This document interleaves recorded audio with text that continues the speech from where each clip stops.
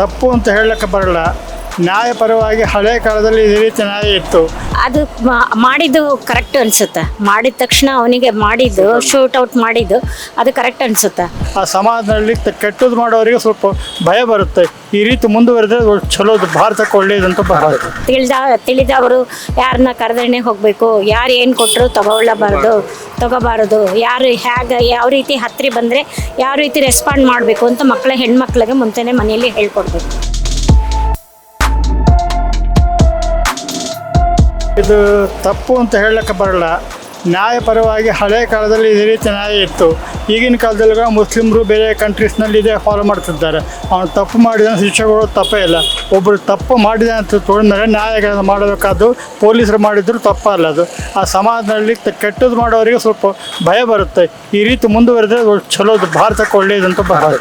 ಕೆಟ್ಟ ಕೆಲಸ ಮಾಡೋರಿಗೆ ಇದು ಖಂಡಿತ ಒಂದು ಗುಣಪಾಠವಾಗಿರುತ್ತೆ. ಸರ್, ಇತ್ತೀಚೆಗೆ ನೋಡಿದರೆ ಅಲ್ಲಲ್ಲಿ ಗಳೆಲ್ಲ ಜಾಸ್ತಿ ಆಗ್ತದೆ. ಇದಕ್ಕೆಲ್ಲ ಕಾರಣ ಏನಂತ ಅನಿಸ್ತದೆ? ಇದಕ್ಕೆ ಕಾರಣ ಹೇಳಬೇಕಂದ್ರೆ ದೊಡ್ಡವರು ಮನೆಯಲ್ಲಿದ್ದವರು ಕೂಡ ತಮ್ಮ ಮಕ್ಕಳಿಗೆ ಸರಿಯಾದ ಉಡುಪನ್ನು ಕೊಡ್ತಾ ಇಲ್ಲ. ಆ ಡ್ರೆಸ್ಸಿಂಗ್ ಸಿಸ್ಟಮ್ ಅವರು ಮೊದಲಿಂದ ಫಾಲೋ ಮಾಡಿದರೆ ಕಾಲೇಜಿಗೆ ಹೋದ್ಮೇಲೆ ಅಥವಾ ದೊಡ್ಡವರಾದ್ಮೇಲೆ ಆ ರೀತಿ ಡ್ರೆಸ್ಸುಗಳು ಅವ್ರು ಸಹಾಯ ಪಡೋದು. ನಮ್ಮ ಭಾರತ ಸಂಸ್ಕೃತಿಯಲ್ಲಿ ಬೇಕಾದಷ್ಟು ಉಡುಪಿದ್ದಾವೆ. ಚಲೋ ಅಲಂಕರಿಸಿಕೊಳ್ಳೋಕೆ ಅಂದವಾದ ಆಭರಣಗಳು ಮತ್ತು ಸೀರೆ ಎಲ್ಲ ಅನುಕೂಲವಾಗಿದ್ದಾವೆ. ನಮ್ಮ ದೇಶದ ಸಂಸ್ಕೃತಿನ ಪ್ರಪಂಚ ಎಲ್ಲರೂ ಒಪ್ಪಿಕೊಳ್ಳುತ್ತಾರೆ. ಸರ್, ಏನಂತ ಹೇಳ್ರಿ, ಈಗ ಇವತ್ತು ಗೃಹ ಸಚಿವರು ಹೇಳಿದ ಪ್ರಕಾರ ಬೇರೆ ರಾಜ್ಯದಿಂದ ಬಂದವರಿಂದ ಇಂತಹ ಕೃತ್ಯಗಳೆಲ್ಲ ಜಾಸ್ತಿ ಆಗ್ತಿದೆ ಅಂತ ಹೇಳ್ತಿದ್ದಾರೆ. ಇದರ ಬಗ್ಗೆ ನಿನ್ನ ಅಭಿಪ್ರಾಯ? ಅದು ಹಾಗೆ ಹೇಳಕ್ಕೆ ಬರೋದಿಲ್ಲ. ಬೇರೆ ರಾಜ್ಯ ಕೆಟ್ಟದ್ದು ಒಳ್ಳೆಯದು ಎಲ್ಲ ರಾಜ್ಯದಲ್ಲಿದ್ದಾರೆ. ಅವರು ಕೆಟ್ಟದ್ದು ಒಳ್ಳೆಯದು ಗುರುತಿಸಬೇಕಾದ ಪೊಲೀಸರ ಕರ್ತವ್ಯ ಅಥವಾ ಸಮಾಜದಲ್ಲಿದ್ದ ವ್ಯಕ್ತಿ ಕರ್ತವ್ಯ ಆಗಿರುತ್ತದೆ. ಅದು ಒಂದು ರಾಷ್ಟ್ರಕ್ಕೆ ಸಂಬಂಧಪಟ್ಟದವರಲ್ಲ. ಎಲ್ಲ ಕಡೆಗೂ ಕೆಟ್ಟವರಿದ್ದಾರೆ, ಒಳ್ಳೆಯವರಿದ್ದಾರೆ. ಇದು ಮೊದಲು ತಂದೆ ತಾಯಿ ಮಾಡಬೇಕು, ಗುರುಗಳು ಮಾಡಬೇಕು. ಅದೇ ರೀತಿ ಮತಪರವಾದ ಸಂಬಂಧವಾದ ಗುರುಗಳು ಹೇಳಿದರು ಇದನ್ನು ಹಬ್ಬಿ ಬೆಳೆಸಬೇಕು. ಭಾರತಕ್ಕೆ ಸಂಸ್ಕೃತಿ ಮುಖ್ಯವಾಗಿದೆ. ಆ ಸಂಸ್ಕೃತಿ ಸತ್ಸಂಸ್ಕೃತಿ ಆಗಿರಬೇಕು, ಇನ್ನೊಬ್ಬರಿಗೆ ಹಾನಿ ಮಾಡೋದಾಗಿರಬಾರದು. ಈ ಸಂಸ್ಕೃತಿ ಬೆಳೆದರೆ ಖಂಡಿತ ಭಾರತ ಉತ್ತಮವಾಗಿ ಗತಿಯನ್ನು ಹೊಂದುತ್ತೆ, ಉತ್ತಮ ಅಭಿವೃದ್ಧಿ ಹೊಂದುತ್ತದೆ. ಇದರ ಬಗ್ಗೆ ನೀವು ತಾಯಿಯಾಗಿ ನಿಮ್ಗೆ ಏನಂತ ಅನಿಸ್ತದಮ್ಮ? ಅದು ಮಾಡಿದ್ದು ಕರೆಕ್ಟ್ ಅನ್ಸುತ್ತೆ. ಮಾಡಿದ ತಕ್ಷಣ ಅವನಿಗೆ ಮಾಡಿದ್ದು ಶೂಟ್ ಔಟ್ ಮಾಡಿದ್ದು ಅದು ಕರೆಕ್ಟ್ ಅನ್ಸುತ್ತೆ. ಅದಕ್ಕೆ ಈ ರೀತಿ ಕೊಡ್ತಕ್ಕ ಮಾತ್ರ ಗ್ಯಾರಂಟಿ ಅದು ಸರಿಯಾದ ಶಿಕ್ಷೆ.